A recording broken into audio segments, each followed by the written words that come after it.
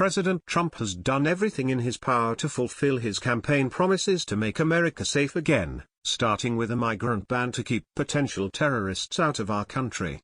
We scored a massive victory over the past week with the Supreme Court upholding President Trump's travel ban after months of fighting in lower courts.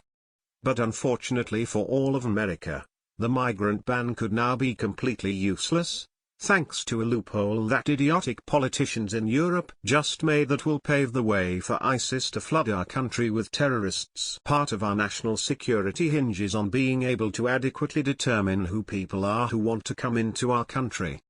But what if ISIS fighters returning to Europe from fighting in the Middle East could conveniently have their entire record cleared, with brand new identities given to them that would completely conceal their true identities?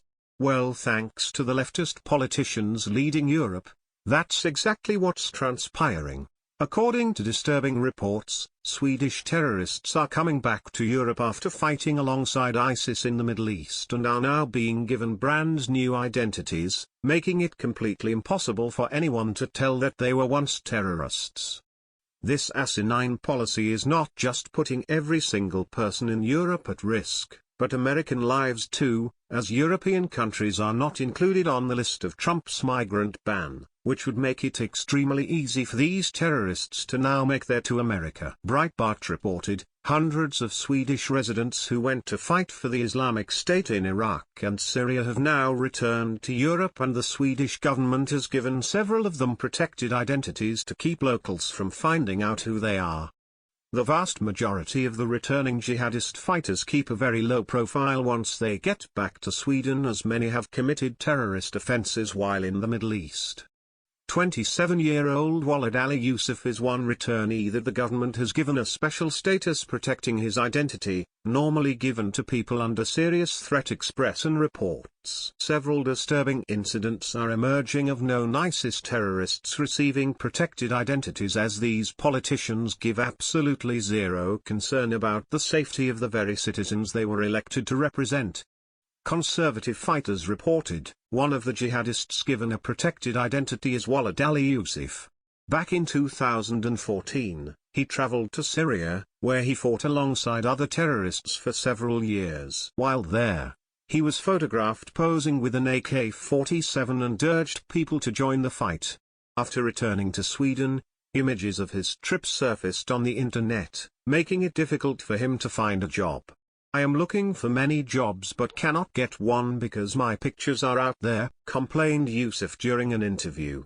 "I just want to forget about everything," he added. Berlin D'Aquila Gildo, who joined Syrian terrorists back in 2012, was also given a protected identity upon returning to Sweden.